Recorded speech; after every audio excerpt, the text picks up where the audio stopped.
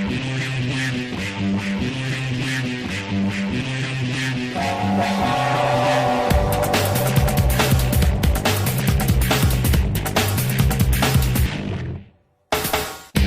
the poussière of Ohio, wearing his beautiful chapeau, but who's this caballero? Bonjour à tous et bienvenue pour ce nouveau numéro du podcast du Jardin. Au menu aujourd'hui, la 5e et dernière partie du tournoi Battle en terre costner-mauricienne. À la fin de la 4e partie, nous étions 4e et nous rencontrons les premiers, l'équipe Fist and Furious, parce qu'elle a déjà joué contre le 2e et le 3e. Avec JB, nous savions que nous avions de fortes chances de tomber contre les Fist and Furious, parce qu'ils sont composés de très bons joueurs, ils ont deux listes assez fortes, voire très fortes, et on redoutait cette rencontre. Malheureusement pour nous, ça se passe en plus sur le scénario bataille rangée, donc on va pas pouvoir essayer de louvoyer un petit peu en contrôlant des objectifs. On va la faire à l'ancienne, mano à mano.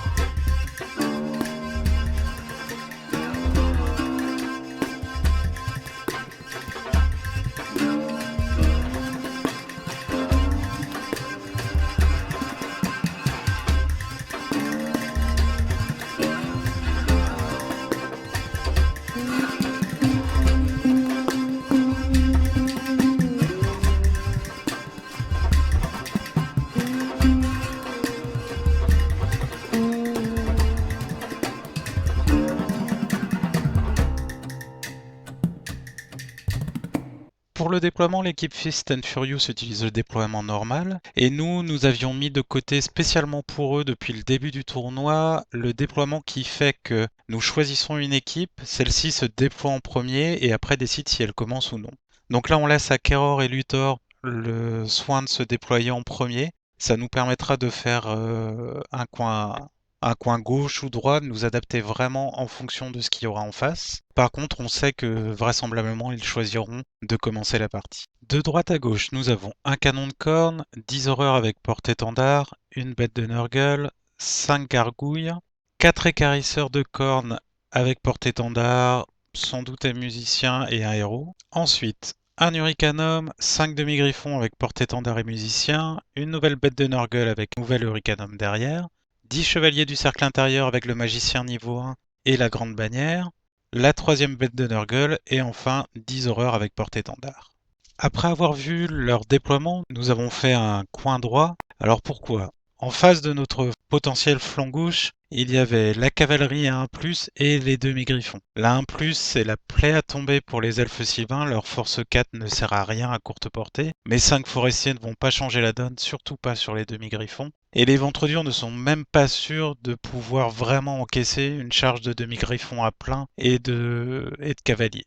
Ou à la rigueur, ils pourraient tenir un tour, voire 2, mais ils sont sûrs de perdre le combat sur le long terme. Il faut donc qu'on évite ces unités le plus longtemps possible. A l'inverse, du côté des démons, les écarisseurs sont une bonne cible pour mes archers. Ils n'ont qu'une sauvegarde d'armure de 4+, bon ils ont leur invul à 5+ derrière, mais ça va. Donc je vais essayer de concentrer tous mes tirs dessus. Au final, pour notre déploiement, cela va donner les mangeurs d'hommes en éclaireur à 12 pas du canon de corne. Là, le scénario idéal, en fait, c'est qu'ils nous laissent le premier tour Les mangeurs d'hommes peuvent faire une marche forcée pour se coller face au canon de corne, il ne pourra pas pivoter et on sera sûr de le prendre au prochain tour. Bon, ça c'est si jamais il nous laisse commencer, mais ça n'arrivera pas. Sinon, derrière les mangeurs d'hommes, on a un grand aigle, 5 forestiers. Je les ai mis là parce qu'ils vont pas servir à grand chose, ils vont apporter 5 tirs de force 3, donc autant éviter qu'ils soient une cible facile pour les Fist and Furious. À côté des forestiers, on a les danseurs de guerre avec mes deux personnages. Devant ces danseurs, on a les ventres durs avec les cogneurs. Les deux unités d'archers sont face aux écarisseurs, prêts à tirer. Il y a un grand aigle derrière pour servir de redirecteur. Et enfin, les gnoblards sont tout au bout, à l'extrême gauche de notre déploiement. Ils vont servir de redirecteur pour retarder le plus possible l'avance impériale. Donc vous pouvez voir qu'il n'y a pas Médriade sur la photo. En fait, c'est juste qu'à la fin de notre premier tour, il y a quelqu'un qui est arrivé à notre table en portant Médriade disant « Oh tiens, c'est pas toi les figurines ». Donc oui, c'était bien mes figurines, je les avais oubliées. Donc finalement, à la fin du tour, nos adversaires ont gentiment accepté que je les déploie en bord de table derrière les danseurs de guerre. Sans surprise, Luthor et Keror décident de prendre le premier tour. Sur notre flanc gauche, ça peut se résumer à une marche forcée générale. Il y a juste un petit embouteillage avec les demi-griffons et les chevaliers parce qu'ils doivent passer entre la petite maison et un infranchissable. Ça va nous faire gagner un petit peu de temps, nickel. Les écarisseurs avancent avec le ricanum derrière, sinon sur notre flanc droit, les gargouilles se posent devant les mangeurs d'hommes pour les stopper. La bête de Nurgle vient se positionner près du canon de corne qui a reculé et qui se prépare à faire feu sur les ogres. Pour le règne du chaos, bien gentiment, Keror nous offre -1 sauvegarde invulnérable sur ses démons. Début de notre premier tour, les mangeurs d'hommes vont charger les gargouilles qui sont en face d'elles. Les forestiers avancent pour se mettre en position de tir sur les horreurs qui sont aussi en face d'eux.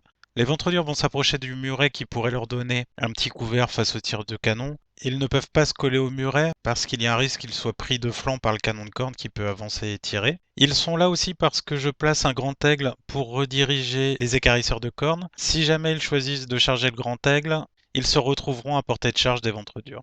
Mes deux unités d'archers se mettent à portée courte de ces écarisseurs, tout comme ma grande bannière qui se prépare à lancer la grêle de mort. Après la phase de tir, je réussirai à faire 8 PV sur les écarisseurs, et au niveau des corps à corps, les gargouilles sont éliminées sans aucun problème. Tour 2 des Fist and Furious. Sur notre flanc gauche, leur avancée continue. Les demi-griffons sur qui j'avais mis la malédiction d'en arrière perdent un des leurs. Au niveau des écarisseurs, c'est la retraite stratégique. Le héros de corne quitte le régiment et va s'abriter derrière un infranchissable, pendant que le régiment d'écarisseurs en lui-même fait un demi-tour et essaye de s'éloigner des archers. Sur notre flanc droit, les démons reculent. Que ce soit les horreurs, la bête de Nurgle ou le canon de corne que l'on ne voit pas mais qui est en fait en bas à droite de l'écran. Pour le règne du chaos, les démons gagnent +1 en sauvegarde invulnérable. Lors de notre deuxième tour, le grand aigle qui redirigeait les écarisseurs va se mettre devant les demi-griffons pour les rediriger. Les gnoblards vont avancer un petit peu pour servir de redirection au prochain tour, mais là, on a fait une erreur, on a oublié que la bête de Nurgle que vous voyez à gauche des demi-griffons est rapide. Donc on s'est approché un petit peu trop, les dryades sont derrière les gnoblards pour servir de troisième couche de redirection. Les archers reculent tout en gardant les écarisseurs dans leur angle de tir et en étant à portée. Lors de la phase de tir, je finirai le régiment. Les ventres durs restent en place. Et enfin, les mangeurs d'hommes vont s'approcher du canon de corne. À l'arrière du dispositif, mes danseurs de guerre avec mon mage et ma grande bannière. Et derrière un grand aigle, prêt à rediriger là où on en aura besoin. Le tour 3 est le tour des charges pour Luthor et Keror. La bête de Nurgle qui était à gauche des demi-griffons charge les gnoblards. Les demi-griffons viennent dire bonjour au grand aigle et je soupçonne que la visite ne soit pas amicale. Et sur notre flanc droit, le canon de corne et une bête de Nurgle chargent les mangeurs d'hommes. En fait, ils sont tous alignés avec le mangeur d'hommes ninja, c'est juste qu'ils ne tenaient pas en place. Autre charge, l'Hurricanum du centre a chargé mes deux unités d'archers. J'ai choisi de fuir avec les deux parce que les charges n'étaient pas si longues que ça, il fallait faire 9 ou 10. Et si jamais un chariot s'infiltrait dans nos lignes, ça en était fini de la partie. Pour ce qui est des corps à corps, les gnoblards sont détruits et la bête de Nurgle impacte les dryades. Le grand aigle est laminé par les demi-griffons. Par contre, bonne surprise, les mangeurs d'hommes réussissent à tenir la charge du canon de corne et de la bête.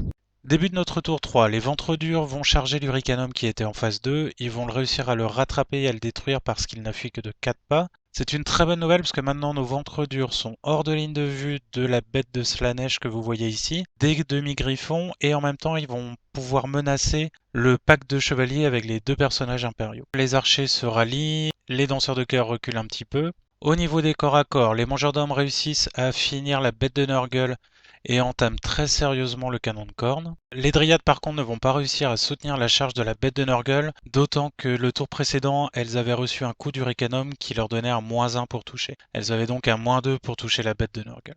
Début du tour 4.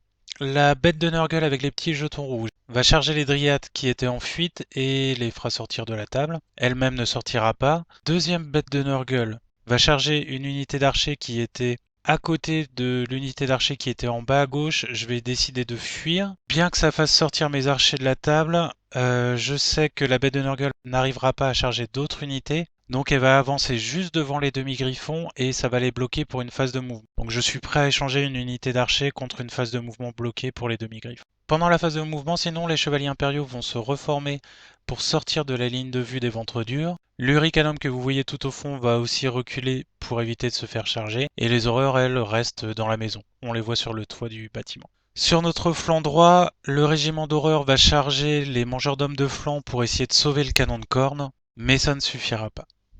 Pour notre tour 4, les ventres durs se reforment pour faire face aux flancs des demi-griffons et des chevaliers. Je vais poser mon dernier grand aigle entre les 2 bêtes de Nurgle face aux demi-griffons, à la fois pour les ralentir. Au maximum, ils n'avanceront que d'un pas, plus 5 ou 6, sinon ils sortiront de la table. Et en même temps, cet aigle va empêcher que les demi-griffons ne se reforment autrement qu'en colonne si jamais ils veulent faire face aux ventres durs. Ma dernière unité d'archer recule, tout comme les danseurs de guerre qui accompagnent mon mage et ma grande bannière. Tout ce petit monde se met soit hors de portée de charge, soit hors de vue des bêtes de Nurgle.